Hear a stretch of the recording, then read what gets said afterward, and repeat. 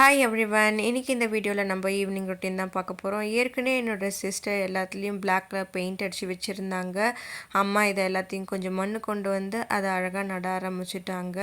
நீங்கள் பார்க்குறீங்கல்ல white colour குட்டி பேக்கில் கொஞ்சம் மண், அந்த மண் நாங்கள் எங்கள் சிஸ்டர் வீடு கேட்டட் கம்யூனிட்டி சொல்லியிருந்தோம்ல, அந்த இடத்துல ஒரு இடத்துல இருந்துச்சு, கொண்டு வந்திருந்தோம்.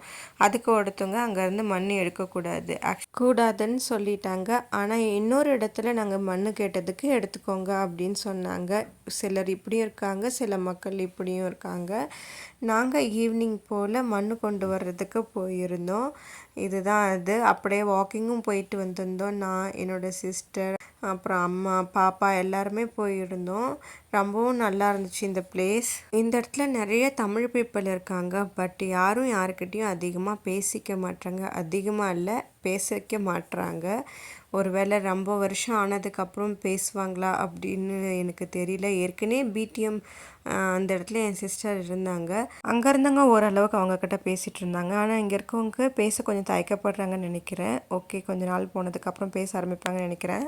ஆனாலும் நான் என்ன நினைக்கிறேன்னா, பெங்களூரில் போய் தமிழ் பீப்புளே செட்டில் ஆனாலும் ஒரு வேளை இப்படி தான் இருப்பாங்களா அப்படின்றத யாருன்னா தெரிஞ்சால் கமெண்ட் பண்ணுங்கள்.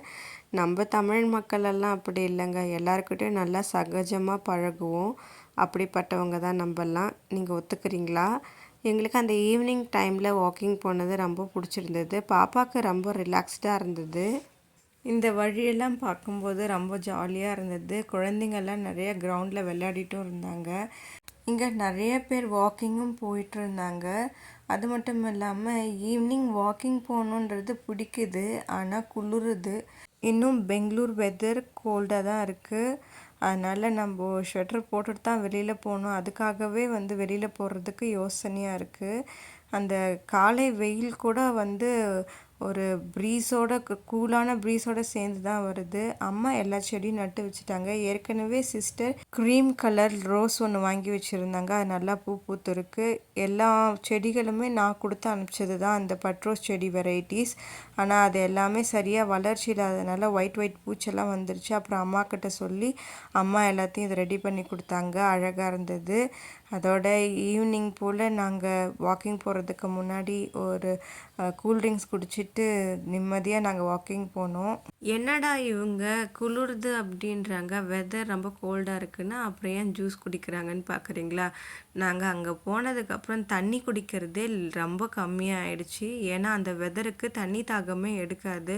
ஒன்று நம்ம வாட்டரை நல்லா ஹீட் பண்ணிவிட்டு சாப்பிடும்போது தான் நமக்கு தண்ணி தாகம் எடுக்கும். அதர்வைஸ் நமக்கு தண்ணி தாகமே எடுக்காது. அட்லீஸ்ட் ஜூஸு சாப்பிட்டோமாச்சு நமக்கு தண்ணி குடித்த மாதிரி இருக்குமே அப்படின்றனால தான் ஜூஸு சாப்பிட்டுட்ருந்தோம். ரொம்ப சூப்பராக இருந்தது. ஆக்சுவலாக எனக்கு மாஸா ஃப்ரூட்டி ஸ்லைஸ் அதில் ஸ்லைஸ் ஜூஸ் ரொம்பவும் பிடிக்கும். Mango juice. சிஸ்டர் எனக்கு 65 செஞ்சு கொடுத்துருந்தாங்க. அப்புறம் க்ரில்லும் மேக் பண்ணியிருந்தாங்க. சிக்கன் க்ரில் பண்ணி கொடுத்தாங்க. ரெண்டுமே ரொம்பவும் நல்லா இருந்தது. செம்ம சூப்பராக இருந்தது. அந்த வெதருக்கு இந்த மாதிரி சுட சுட சிக்கன் 65 கிரில்டு சிக்கன் எல்லாம் சாப்பிடும்போது ரொம்ப நல்லா இருந்தது. யாருக்கெல்லாம் கிரில்டு சிக்கன் 65 தந்தூரி சிக்கன் எல்லாம் பிடிக்குன்றதை கமெண்ட் பண்ணுங்கள். Bye bye. Subscribe channel.